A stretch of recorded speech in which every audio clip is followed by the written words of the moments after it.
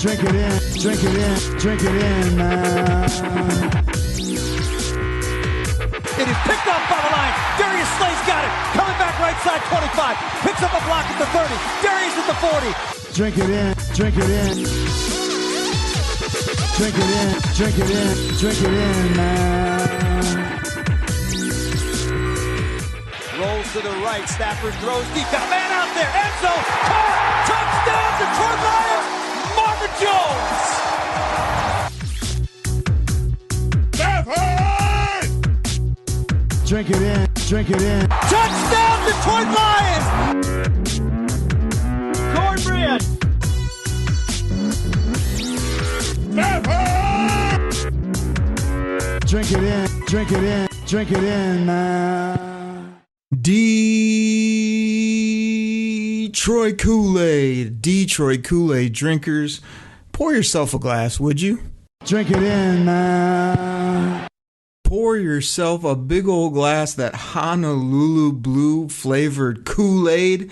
We are here on the Detroit Koolaid Cast today, here on a Wednesday. It's your host, Derek Oakrey, and we're coming off the NFL Draft, my favorite event of the sporting calendar, as well as a huge few days for the Detroit Lions. I mean, we're going to get into a ton here on this show. We've got the players. I'll talk about each one of them. A lot of you probably heard my round one review where I talked about the Penei Sewell pick. I told you some targets I had for the Detroit Lions, but I haven't been back on the microphone since. I've been tweeting things out. I put a lot of hard work in the DTO scouting office. But we are here on a Wednesday, going solo here on this show to review the draft, as you guys know, my favorite event. So we'll get into the players. We'll talk about the grades that the Lions got across the board. I got a little bit of a rant here on the show, and it's about mancations. You know about people saying they do staycations? Well, I got a little bit of a rant about some mancations that I need all of us men out there to man up and actually enjoy ourselves from time to time during the calendar year. So you'll get that during the show. That should be entertaining. As well as I want to finish the show talking about this regime. The Brad Holmes, Dan freaking Campbell regime that is just full of excitement. I think they really hit a home run in this draft. Got players that are going to be foundation pieces, as well as people, you got to be excited. I mean, they have not made very questionable moves. Everybody seems excited. I think they're really putting this roster together well. So we'll be serving up that and plenty more glasses of Kool-Aid here on the show today. You know how we do. Drink it in, drink it in, drink it in, man. Side of cornbread, everybody. Cornbread. So let's not fool around. Let's get right into this right now. So when we're talking about the players that the Lions obtained. Again, I already spent time on Penei Sewell, but I'm going to go back to him again because the more and more I think about it, the Lions were so fortunate this guy fell to 7. He's a great kid. He has a great family. He's crazy young. He's at one of those foundation pieces. We always talk about him. Left tackle, right tackle, defensive end, cornerback.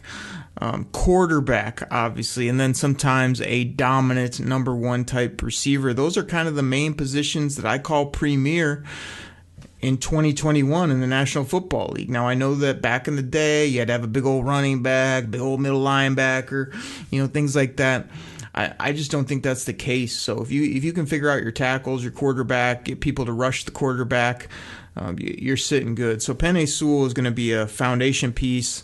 Probably start him on the right side, but like I put out on Twitter, you can find me at Derek Oakrey. That's spelled DEREK OKRIE.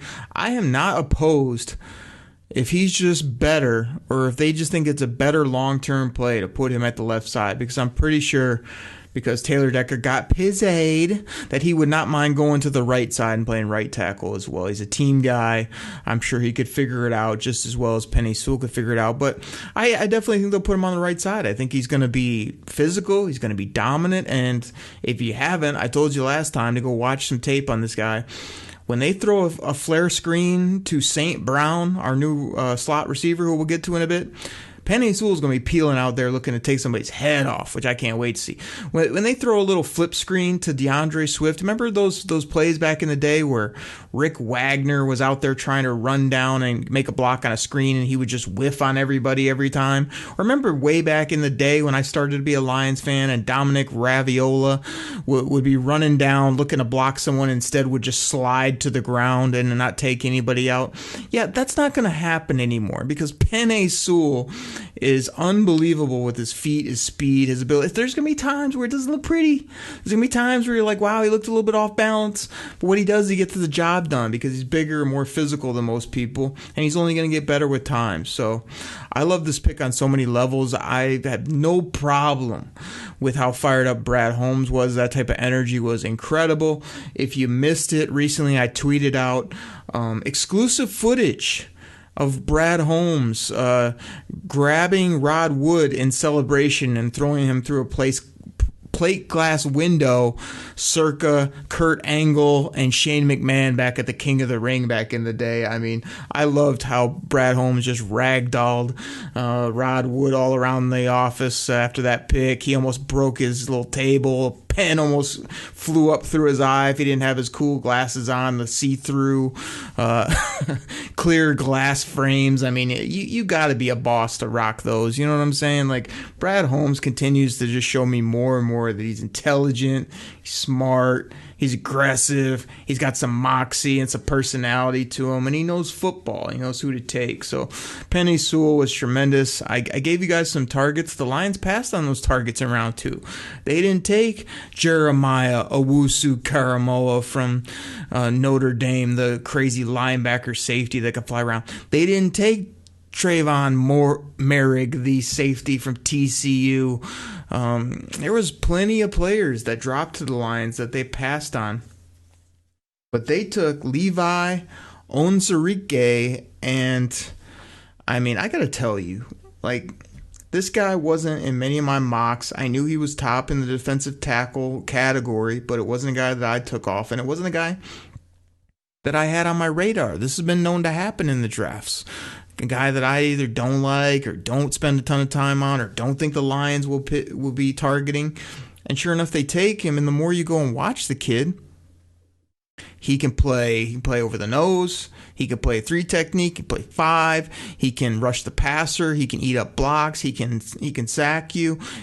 He's got a very low missed tackle rate. I mean, he gets your hands on you, you're going down.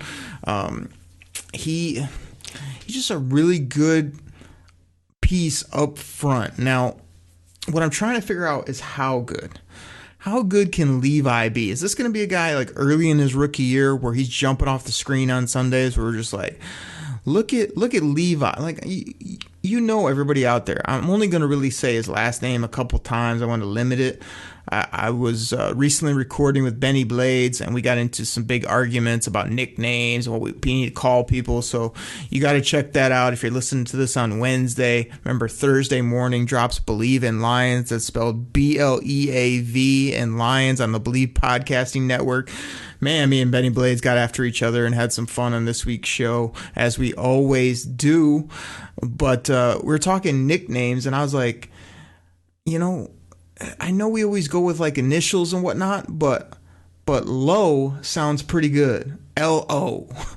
And like I said, he played at Washington, so it could be L-O-W, Low. I mean, there's plenty of ways you could go with it. I'll see if maybe something else will jump out to me about what we could call this guy, or once he gets on the football field, maybe he'll earn a crazy fun nickname. But for now, Low, I love what this kid brings. I mean, his first press conference, he was dropping F-bombs. He was telling people he was going to mess some bleep up. He was ready to play football right then. He seemed to have this really crazy, personable attitude, laid back, but also obviously football intensity that I loved. I was just like, man, I wonder what would happen when they put Flowers, Low, Michael Brockers, and then you have edge rushers of like the Okwara boys. You mix in Sean Hand. You've got Pennicini still in the mix in there. You've got Big Nick Wood. Like, there's a lot of bodies up there, a lot of big bodies that I think are going to try to move some other people off the football, which would be fun to see. So I'm very happy to have Lowe. I think Levi's going to do some work. I think this is a kid that he's a little bit he got that chip on his shoulder. I'm not always a big fan of defensive tackles. There's times where I'm like, oh man, a defensive tackle is just kind of like a big body in the middle. It's sort of holding point of attack. It's the edge rushers on the outside, or it's these other positions that are most important. But I mean, I don't think so. Like, the way that Brad Holmes is attacking this, as well as when you really think about it, if you get those disruptors, which again, I got to change my thinking because Pat came in here and got a bunch of slugs in the middle, people that were just supposed to hold the point of attack, stand in there, eat up blocks. Like, we're getting back to like the Jim Schwartz days where it was like, go kill the quarterback, and if you find the ball carrier on the way, congratulations. That was fun to watch. And I feel like Levi is going to do that. And here's my swing pick of this draft coming up here in the third round at, where'd they take this kid? 308 at pick 72 overall. Aleem McNeil, and I believe that's with 2 L's, everybody. McNeil, this kid is 330-some pounds, and you're thinking, there it is, nose tackle. No. This kid, he can play in the middle of your defense in the front line, but I'm not calling this kid a nose tackle. No. This guy's a penetrating defensive tackle, and let me tell you, most of you guys probably know. Baseball background, and no, he wasn't the catcher. or first baseman. No, this guy played the outfield. He's running down balls left and right, and he could also hit it. Like, this guy, I know that's the sport we shall not speak of, but it shows his athleticism, okay? Mr. McNeil used to play running back and linebacker in high school. Did not play DT until college.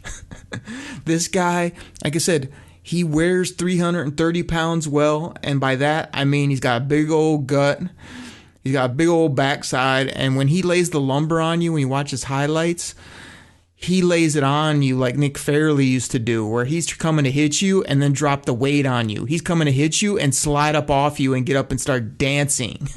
Like, McNeil has got some swagger to him. There's a play, obviously, on tape. Some of you have seen it, where he's like triple teamed, yet he somehow gets away from that. Then he eyes the quarterback, follows the quarterback. Then he jumps up, knocks a ball down. The quarterback throws, catches it in the air, and scampers in with the fancy feet, the prancing and dancing that he can do with these quick feet of his, and scores a touchdown. So, I mean, was McNeil my favorite player at that point in the draft? No.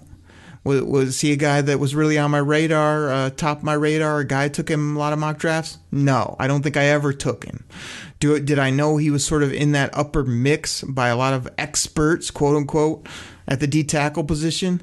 Yes. Did I think we needed 2 defensive tackles back to back in rounds 2 and top of round 3? No.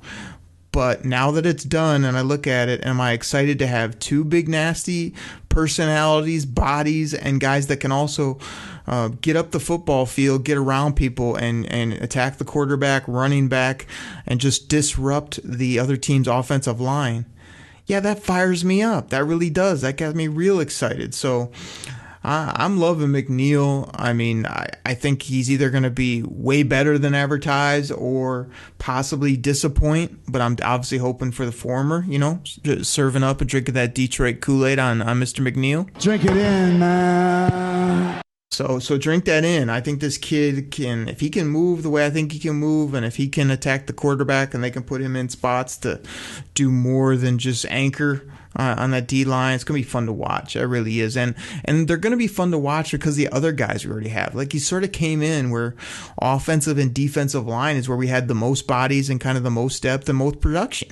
I know we didn't get many sacks, but we still had coming in, like I already named them off, all the guys that we had, plus these outside linebackers that rushed the quarterback. They were just used horribly by the numbskull that we had as the rocket scientist that either made it too difficult or doesn't doesn't know how to add 2+2 because he couldn't put a defensive scheme together to save his life towards the end of his tenure with the Detroit Lions. So I'm pretty sure Dan Campbell's going to go, hey, Levi, go kill the quarterback. Hey, big fella. Hey, McNeil, go eat somebody on the way to the backfield and let me know how it goes. Like, they're not going to make it hard on these guys. And Flowers and Okwara and Hand, I think you're going to see much better play out of them, and that's got me really excited. So those were the first 3 picks.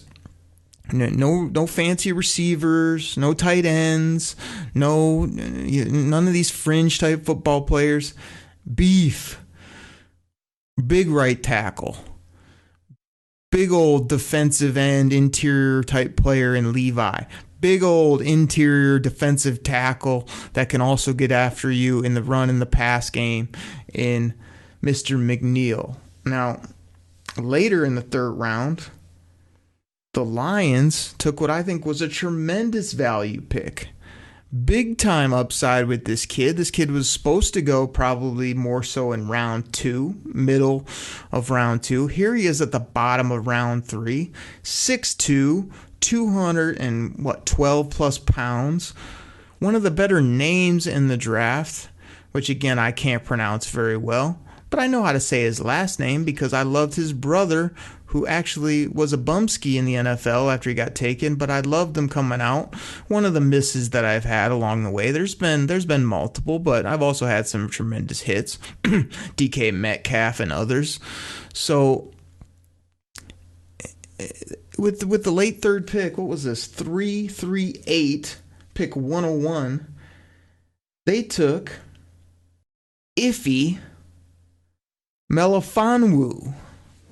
Now, Melifonwu is a fun name to say. I mean, we're going to go with Iffy because that's what Brad Holmes called him, and I think it's kind of a cool name. You know what I mean? I think it's got some swagger to it. I think it's got a cool little draw. I'm sure he might... he got some other parts of his name. I think there's going to be a better nickname, especially because of his length, the way this guy plays the football. Now, I'm looking at our depth chart. You got A.O. I mean, you guys know him from the show, right? A.O. Oh, baby! Yeah, that guy. A.O. And you got Mr. Okuda on the far side, which Benny Blades got after him multiple times last year because he just did not play up to par. But they didn't cut him loose. So I feel like Mr. Okuda, as well as A.O. Oh, baby! I mean, that's the soundbite. It's going to be, oh, baby, all year from both of those guys. So I do feel like those are your 2 starting corners. Obviously, Jeff Okuda has that top pedigree, that number 3 overall pick where you want to see a huge leap from him. But don't forget about A.O. because he was a 2nd round type talent to me in that draft and dropped to the 5th. I mean, this guy too is like 6'1", long arms, tie his shoes standing up type of guy. Like, he's had flashes. He just wasn't consistent enough in that absolute atrocity of a defense I talked about earlier. So Okuda, A.O., Corn Elder in the slot. Mike Ford may play slot or outside. And then you got our boy from Seattle that's in here too. Why is this name escaping me? Hold on a second. I had to get up and check the old depth chart. Dunbar. We got Dunbar from Seattle there. Yeah, like Quinn Dunbar is a ball player too. It might be him and Mr. Okuda on the outside and push all these other guys down a peg. But Iffy Melifonwu is going to make plays. He's going to be fun to watch. The length, the athleticism, 42-inch vertical, the ability to change directions. I feel like this is a guy adds another outside corner, which the Lions have never really invested highly in corners. If you look at some of the better teams, they have went out and got multiple corners so that when injuries hit, you still have corners. The Lions have never taken corners. When they do take one, they don't have anyone else on the roster. So if that guy or if anyone else gets dinged up, you're putting out, ads at the local newspaper or down at the old bowling alley trying to find somebody that can cover somebody. We've seen how that's worked out. Not so well. So Iffy Melifonwu is a hell of a pick at 101 overall. No way he should have been there. Tremendous pick. Love the athleticism. Love what he can do. And even if he's marginal at best to start, that's just another body that can cover, and we couldn't cover anyone the past 2 years here in Detroit. So I'm loving that. Let's keep this thing moving. I feel like I'm on a little bit of a roll. We'll get through these, and maybe I'll do my rant before we take our commercial break. So at 4:07, no, let's do this. I still got more people to talk about. It's going to take me some time. Let me get my rant in. I'm going to come back to these, and we'll talk about grades, and I'll finish out the show that way. So here's my rant, and this is about mancations. And here's the thing. I'm so sick of everybody out there acting like I'm too busy. I don't have time. That's not important. I don't like. It's just like everybody understands that we're all busy. We all have lives. We have our work life, we have family and friends and kids and house. Like, got all that. I get it. Everybody has that. Everybody has a different setup. But I'm so sick of my boys, my friends, my uncles, family, whoever, not pouring into things they love. And one thing that every dude needs in his life is a mancation once or twice a year. That's when you literally set up a fun thing to do, either by yourself, with your boys, your friend, whoever. And you're just like, hey, this isn't like, hey, come to the house and have dinner. This isn't like, hey, give me a couple hours to go downstairs and watch the game in the mancation. No.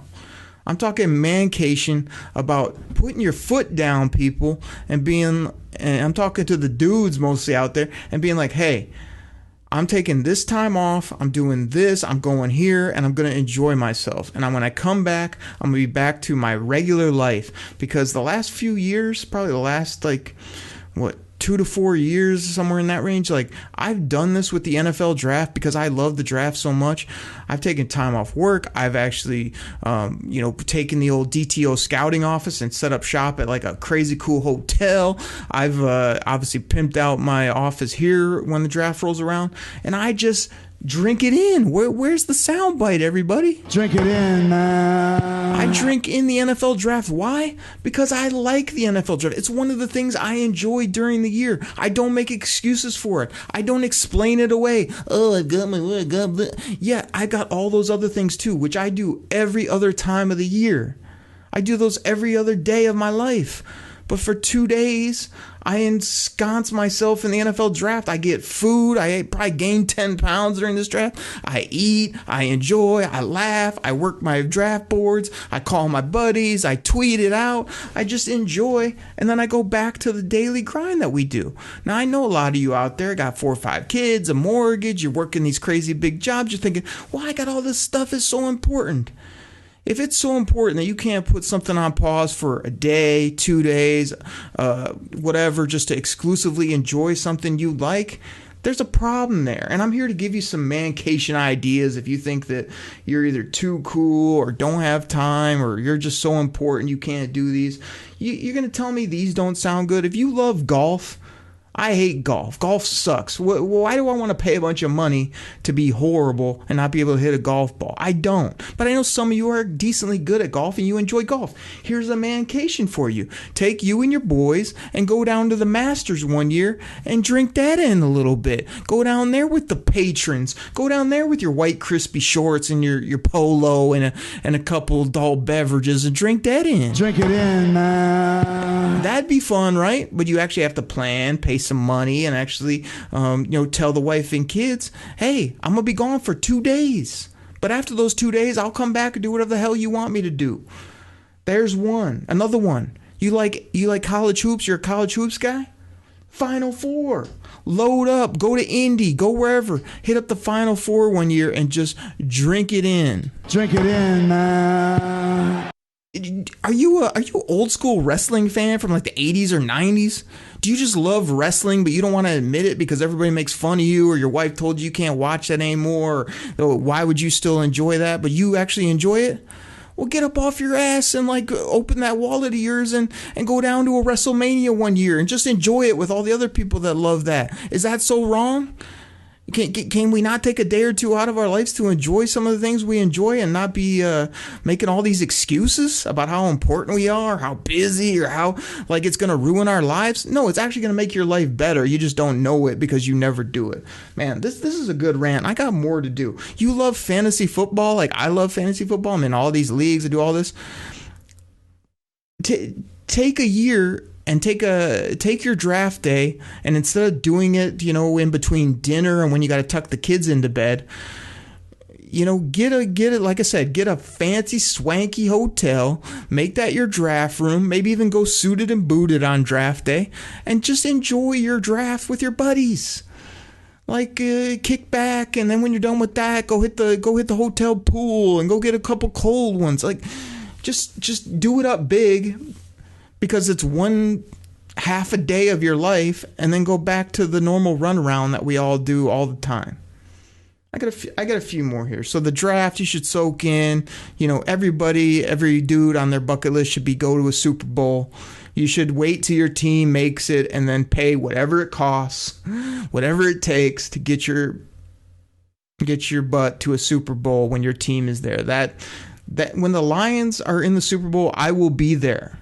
Mark my words. I will find a way to get not only there, but in the stadium. Whatever I have to pay, whatever I have to do, I will be there. You like horse racing? Go to the Kentucky Derby. Wear a white crispy seersucker suit. Put a dumbass hat on, and enjoy yourself. Like, bet all your money that you don't have or that you think you got to go towards your next bill payment, and just enjoy yourself for a couple days there. I mean, there's so many of them. Like, a couple years ago, I was able to go to the game. Yeah, that's those Michigan Wolverines. You know who that is, the winningest program in all of college football. I finally got tickets to the game against that team down south. I went. I had the time of my life tailgate. I was all fired up. And then my Wolverines scored the first touchdown and then didn't score another touchdown the whole game, got beat by 40. It was a horrible game to be at, but it was so fun because I just said, I'm going. Finally, I'm not just going to watch it on my TV and save a couple extra pennies. I'm going to go and enjoy myself, and it was tremendous. Monday Night Football, if you haven't been to a Monday Night Football game, get yourself to a primetime game. Or if you love football, that sport we shall not speak of, NBA hoops, hockey, whatever it may be, go to a road game. Go to another fun city. We got Chicago close to us here in Michigan. I might be heading down to hot Atlanta before you know it to live there. Go over to go to the West Coast. Go to LA if you want. Go to Vegas. Wherever you got to go. Go to a road game. Wear your colors. Whoop it up with the other fans. Be the heel when you get in the stadium and have everyone hate you, and just love a game on the road where you're cheering for your favorite team. I mean, I know there's some people out there listening who live in other cities. If you live in other cities, but you love the Lions and you listen to this podcast, you need to be going to that other team's games when the Lions come there and having the time of your life. You can't be trying to save, $120 and staying home when you could be at that game having a bunch of fun. So I got to take a breath, but that's my rant. My rant is stop making excuses. Stop being like, oh, your kids are going to be there. Don't be like, oh, I need this, extra $50 when you go buy an $18 latte 5 times a week when you head to work every day. Don't tell me you don't have time or money when you're driving like a $50,000, $60,000 car that you don't need. You got a house that's 3 times too big, and you can't enjoy yourself twice a year at max. This is what I'm saying. This is for some of my friends that are out there listening. I don't want to hang out with you that much, but once a year, once every 2 years, twice a year on a good time, can we get together and laugh it up, or maybe actually spend some money and go do something that's actually a memory rather than just come over and watch a game for 2 hours together? That's fun. I don't care if you're 55, 60 years old. I don't care if you're in your mid-30s. I don't care if you're 18 to 20-some years old coming out of college. Make this a point to have a mancation. Create time in your life to enjoy. Don't apologize for it. And also, you have to plan and you have to pay to have these type of moments. But I'm telling you, you're going to enjoy them later. Remember when we went to that concert? Remember when we went all the way down to that game and our team won in overtime? Remember when I hadn't seen my boy in forever and we finally made time and got together and we had fun? We laughed. We remember why we were such good friends.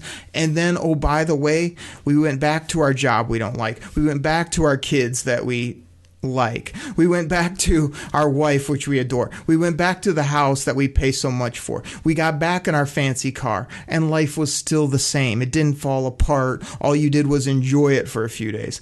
That's my challenge to everybody. So like I said, I could do this rant every day, all day, because it's something I truly believe in. And it's something that once I finally got in my head to sort of enjoy the things I enjoy, don't apologize for it, as well as still be a responsible human being, which is work, family, friends, expenses, all the things that I still cover as well. But man, there's many a times where I enjoy myself and enjoy the things I like with people I like, and it's worth every penny. So everybody, that's my rant. Get on a mancation, enjoy yourself, don't take yourself so seriously. You're really not that important. And thank you so much for listening to the podcast, because this is tremendous to have you on. You could tell I'm fired up about the NFL draft and many other things. So we're going to take a quick break, get our sponsors in here. You're probably going to hear about realitysportsonline.com, one of my favorite fantasy platforms to play. If you want to, go hit that up. And if you hit me up on Twitter, I might even have a promo code for you. I can help you out.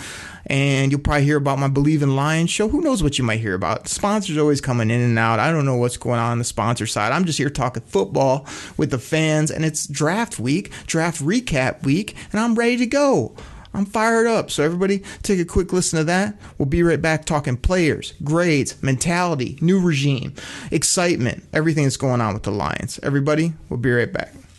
Detroit Koolaid drinkers, I am fired up. I am excited to tell you about one of our new great sponsors. Now, by now, most of you have probably heard of Reality Sports Online, the powerful fantasy sports platform where owners get to build and manage their fantasy team like a real NFL general manager. But the question is, have you tried it? I mean, it's time to go see what the buzz in the Dynasty fantasy community is all about. Free agency, multi-year contracts, rookie drafts, multi-team trades, franchise tags, contract extensions, first-round rookie options, and so much more. Think it sounds complicated? It's not.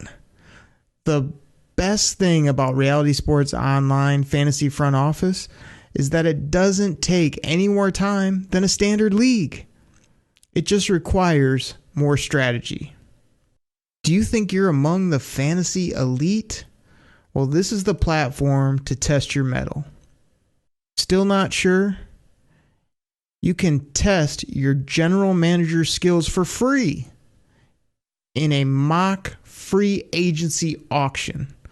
So here's what I need all you guys to do. Head over to Reality Sports Online. You'll hear me talk about it on the show and call it RSO. Head over to Reality Sports Online and check them out right now. Everybody, I want to take a quick pause and tell you about my other Lions podcast. Now, you know, on this show, I serve up that Detroit Koolaid on Wednesdays and Fridays. But on my other podcast, that drops on Thursday mornings. That's called Believe, and that's spelled B-L-E-A-V in Lions. Believe in Lions with myself and Lions legendary safety, Benny Blades. That's right, me and Benny Blades chop it up talking football. He's hilarious. He makes me laugh. We get in a bunch of arguments, and, you know, he talks about the U all the time. It's all about the U. It's all about the U. But Benny also talks about the Detroit Lions. He was a great player on the field. He has great stories. Love his football knowledge across the board. We have a bunch of fun. So everybody, hit that subscribe button. Find it on your favorite podcast platform. Again, that's Believe in Lions, myself and Benny Blades on the Believe Podcasting Network. Check it out. We thank you so much for the support. What's up, Detroit Kool-Aid drinkers? You know I got to fill up your glass here for the back half of the show. Drink it in, man. Drink that Detroit Kool-Aid, soon to be Super Bowl Kool-Aid, you know what I'm saying? But so I got on a rant there, but that's okay. I do that from time to time. You know, I've been known when the name Calvin Johnson comes up, or people tell me how bad the Lions are going to be, I go on a big time rant. And I went on one just to let you guys know that I had a blast on the NFL draft. I ate food I should never eat. I had a bunch of fun. I talked with a bunch of great people. I do it once a year for a couple days. It doesn't ruin my life. It actually is tremendous. And that's just something I enjoy. So find what you enjoy and drink that in and do that up. So here's what we're going to do, kind of rapid fire here on the back of the show. Finish out the draft, give you my thoughts on Friday. Now, I think this guy is going to come through because he came through last time, big time. My buddy Chops. I believe Friday is coming back on the show. He's always opinionated. He's got lots to say about the draft. And last time I was nice to him because it was his first time on the show. This time I might have to tear him up. We might have to get into some real big time arguments. That should be fun. So hopefully he'll be able to make time for the show, and we can chop it up and talk football and laugh like we do as buddies, as he saw last time when he told me, man, what a great time. I was like, I'm trying to tell you, all you got to do is jump on and talk sports. It's good times. So hopefully he'll be coming on Friday. We'll talk about some more of this stuff. But for now, let's continue with the draft. And I left off at 407. And that's my boy, St. Brown. Again, a hard first name to pronounce, but I know his last name is St. Brown, and I know this kid can ball. I saw his pro day, probably a month ago, and he was on my radar a bit, but I can't say I'm watching USC football or I'm as tuned in, but I knew he had some pedigree. I knew he had put up some numbers, but when I saw his pro day, this guy, I mean, he's at the pro day with the shirt off, which is either a great play, you know, or it's a tchotchke move. It's one of the two. But to me, St. Brown was like, he was ripped up and he was just out there working. This guy was just running routes like it was his, you know, his life depended on it. He just was compact and crisp. When I watched him, I was like, man, this guy looks and feels a lot like Golden Tate to me. He really does. Kind of the way he's moving around, doing some things. So I feel like this guy has that grit that Dan Campbell and Brad Holmes look for. I really feel like he's an intelligent guy as well. He's going to be able to read coverage and be able to catch the ball under. He can also go up over the top. You go and watch his highlights. St. Brown, there's a lot of deep balls where he's tracking it well in the air and get behind the defense. So this is no nickel and dime, you know, only under the radar or under the defense type of receiver. He can do some things. So I'm excited about this guy. And the reason I'm most excited is because I always preach to you guys about value. Draft, you got to find value. Brad Holmes said, I'm going to wait on receiver. I don't need to take a receiver at 7. All you Detroit Kool-Aid drinkers out there, you got to have a number 1. How could you pass on these guys at number 7?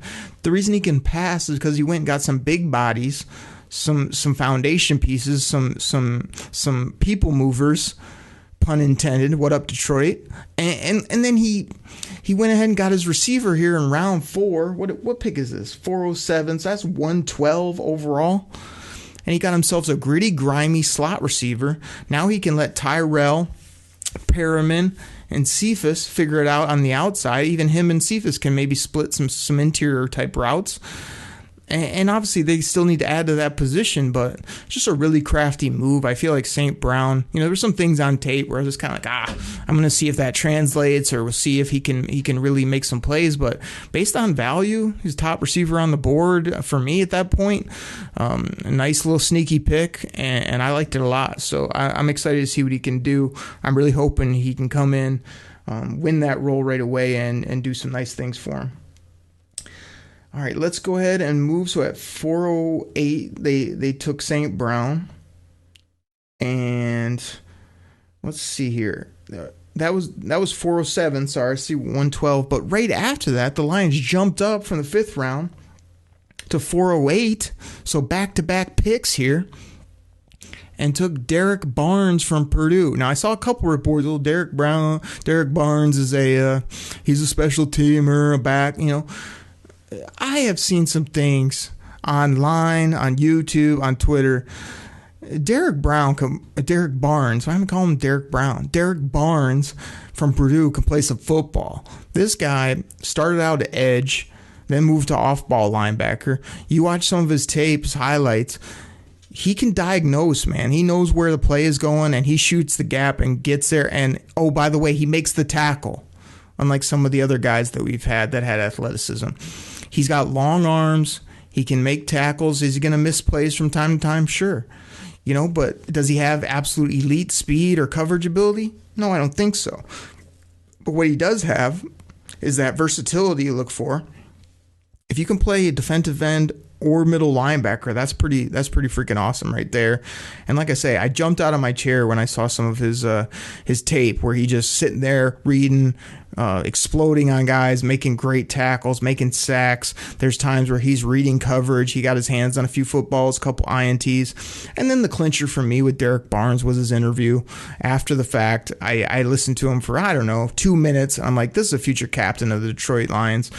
Smart, physical, humble, good kid. I really think, even if he learns under some of our current linebackers, before you know it, Derek Barnes is going to be a ball player and a future captain of this team if all goes well. And I could see him starting real early in his career as well, like having Collins in the middle, him next to him, either with two guys in the middle or kind of move to the outside, and then between Anzalone and Reeves-Maybin and probably a couple other guys that we'll bring in before then. I could definitely see that at linebacker because I think this guy can play. Obviously, Brad Holmes moved up to get him, gave up a 4th round in 2022 draft to move up that full round basically and get this kid. And I saw an interview with Brad Holmes today, and they asked him straight up, hey, was it worth it to give up that 4th rounder to go get Derek Barnes? He was like, yes, it was. End of statement. Drop the mic. Like, he didn't say anything after that. I'm like, yeah, he's got conviction about this guy and feels good about it, and so do I. I really like a lot about him, especially his overall character. So they did that. So they basically picked, early in the 4th round, 113, and then did not have a pick until 257. They were able to get a 7th rounder back in that deal. And at 257, after a long, long wait, they went ahead and took Jamar Jefferson, running back from Oregon State. This kid, thought he was going to go in the 3rd or 4th round. He was underrated running back by a lot of people. He's kind of a fantasy football sleeper in your rookie drafts.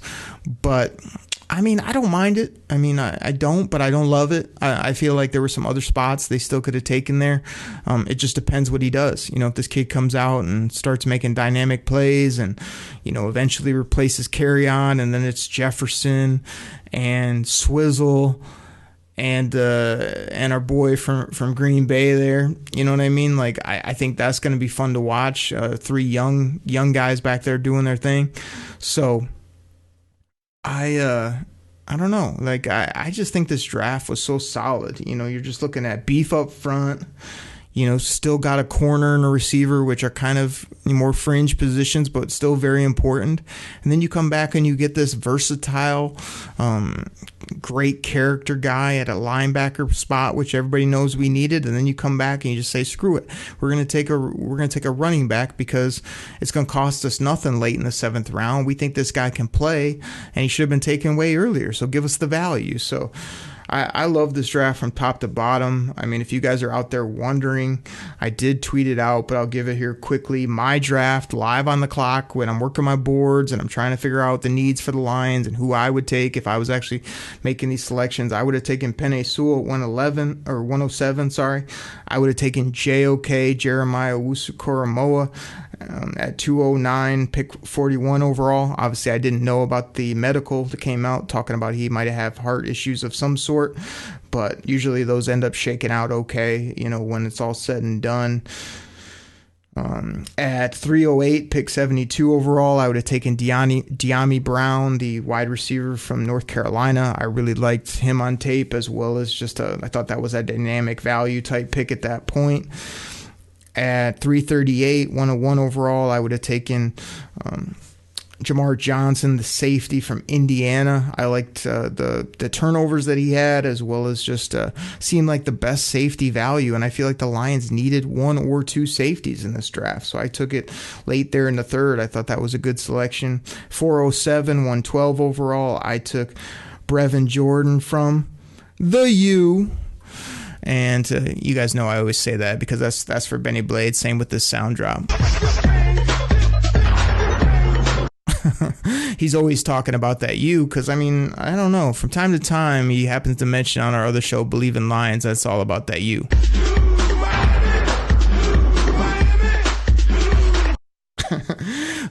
So I thought Brevin Jordan, if you're interested in Kyle Pitts, I don't know why you wouldn't be interested in a guy like Brevin Jordan in middle round 4, basically catch the football, made a lot of plays in college. You don't need him to block, just him and Hockenson making plays, kind of protects you if Hockenson was to get injured. And at 408, with their move up at 113, I would have taken Nixon, the big interior defensive lineman from Iowa. I liked his game, as well as he just seemed to be sticking out like crazy at that point in the draft when it comes to ratings, production, type of player that they could have used. And then at 730. 7th round, pick number 30, pick 257 overall. I just said screw it, and I took Dylan Moses, the linebacker from Alabama. How he goes from a top first-round prospect to undrafted, I will never know. His medicals can't be that bad. People were telling me, he can't run, he can't do this. You can't go undrafted is what you can't do when a guy like that came from that school and can play the way he did. So he got snapped up by the Jaguars. I'm going to be keeping an eye, see if he does anything in the National Football League. But I thought that was just take a linebacker. Maybe he can be a captain as well because, again, in this scenario, I don't have Derek Barnes. So I've got myself JOK who can fly over and be that speed guy. And then I take Dylan Moses as my middle kind of meat and potatoes captain, no nonsense type linebacker in the middle. So that's kind of what I would have done, just based on my picks, trying to do them live, not wait till after the fact and do all this research and then tell you guys how smart I am. That's really what I was picking live, and who knows? We'll see how it works out. So that was the draft. Lions did great. I'm about to tell you how great they did because I'm about to give you some grades here. Listen to this, people. Drink this in. Get yourself another glass of Detroit Kool-Aid, would you? Drink it in, man. Listen to these grades for the Detroit Lions. Chad Reuter, NFL.com, B+. Ryan Fowler, the NFL or the Draft Network, A. Nick Goss, NBC Sports Boston, B+. Ben Rolfe, PFN, A. Vinny Iyer, A-. Cleveland.com, A. The Ringer, A+. TD Wire, B. Pro Football Focus, A-. USA Today, A-. ESPN, B. New York Post, B. Sports Illustrated, what did they give them? B-. The Score, A-. Fanside, B-. Washington Post, B. The Draft Wire, B+. And then what do we end it here with? An A from NBC Sports Edge. I mean, I gave some people named app, and then I just didn't want to read all the names because I don't know half these people. But those are good publications right there. And the Lions averaged out. What is this? I think this was tweeted out by somebody online, Renee Bunger. I'm sure I messed up that last name, but that was the person I think that tweeted this out. Just a big old matrix. I just read it right across, so I didn't try to pretend I looked all these up. But the Lions, I believe they scored 8th best, 3.47 overall GPA when you're doing it kind of like grades in school. I mean, that's a hell of a grade. That'll pass you all day, every day. I think I saw Pro Football Focus had them a top 5 draft overall. Lots of people had them with an A grade, A-, A+. To me, if I had to throw a grade on it right now, I mean, it's a B to a B+. I mean, I drink that Detroit Kool-Aid, so I'll just throw a B+ on it. I feel like it was a tremendous draft. Yeah, there's some question marks. Yeah, some of these guys could get some hype and then not be able to play. But the other could happen as well. You know what I'm saying? This is what I always do here on the Koolaid Cast, is try to fire you guys up. Don't worry about what happened in the past. Don't be telling me, oh, well, they're just prospects. I don't know what they might do. Well, they might come in and ball out. This might go from a B+ to an A+. Drink that in, everybody. Drink it in, man. So I'm just going B+ because I know there are some factors that come into play. This team is obviously kind of re-getting itself together in a lot of different areas, but I'm thinking by years 2 and 3, these big bodies up front, as well as Penei Sewell, is going to be rolling. The offensive line is going to be nice. D. Swizzle, Hawkinson are going to be ball players on this team for a while. That defense is really going to come together. So the Detroit Kool-Aid is flowing. You can hear it in my voice. Drink it in, man. So there's the grades for you. Now let me finish the show out with this. When we're talking about the fits they got. So they got a premier tackle. You can play him on either side. You could probably even play him inside if you needed to in a pinch. Penei Sewell is going to be a ball player. Am I ready to give him a gold jacket right now? No. I think there's still some maturing he needs to do, as well as technique needs to get a little bit better. But Penei Sewell is a nasty ball player. I'm very happy to have him on my offensive line any day and twice on Sundays. The other fits they got, I mean, yeah, they had a lot of bodies up front, but a lot of those guys are probably going to be off this roster before you know it. So Brad Holmes and Dan freaking Campbell, I mean, they said they're absolutely tired of watching this defense get run over. You've had enough of that. Exactly, Dan Campbell. You said we're tired of not being able to push the pocket and get to the quarterback. You've had enough of that.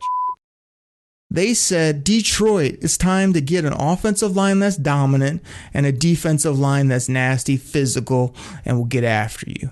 They're tired of everything else we've had to watch the last decade plus here in this town. You've had enough of that. Exactly. So Dan Campbell's got himself a big old O lineman and 2 big old D linemen. You know what I think they might do? They might bite some kneecaps. You've had enough of that. We're going to bite a kneecap off. We're going to smile at you. We're going to take your other kneecap. We're going to smile at you. And when we do, we're going to take another hunk out of you. We're going to be the last one standing. All right? That's going to be the mentality. Exactly, Dan Campbell. That's the type of mentality these guys have. And then did you just load up on D linemen and knuckleheads like your Rod Marinelli with his pick and his shovel? Hell no, you didn't. You went and got yourself a freaky athletic corner that's long and lanky. You went and got yourself a gritty, grimy receiver that I think could be here for years to come and possibly be a fan favorite if he puts up numbers. You got yourself a middle linebacker that can play middle, outside, drop him down, have him rush the quarterback. And like I said, don't be surprised if he doesn't have that C on his chest or be out at center of the field when ball games start. Derek Barnes is the captain of this team.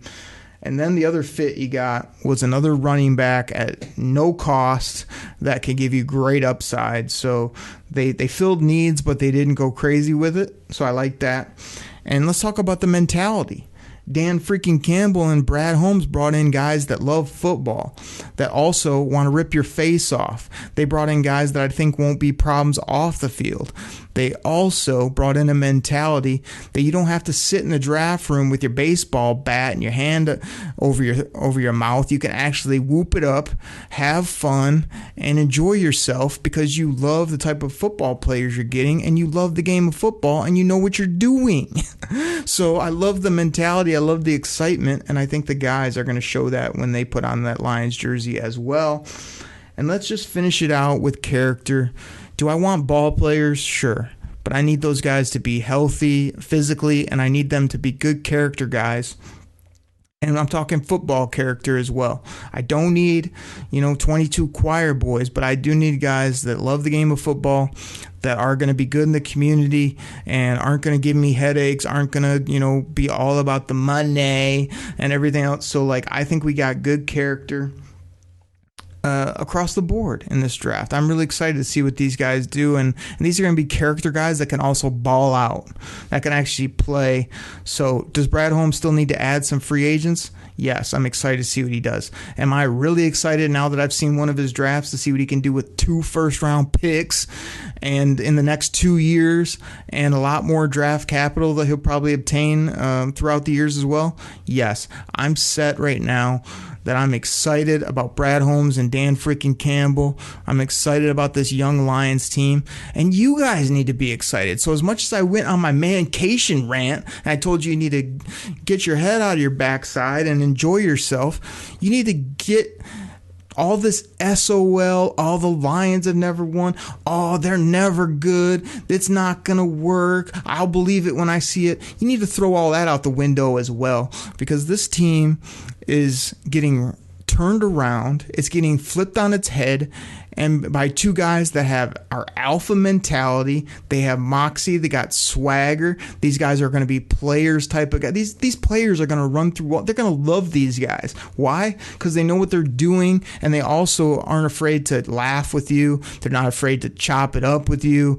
They're not afraid to be buddies with you, but also still know how to pull the strings when it comes to contract time and what people's value are worth.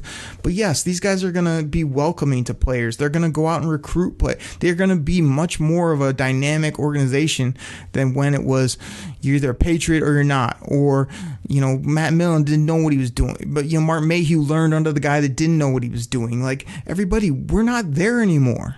That's past history. So I'm here to tell you that if you're not excited about the Lions, you need to get excited about the Lions. If you don't have a big glass of that Detroit Kool-Aid, you need to find one. Drink it in, man.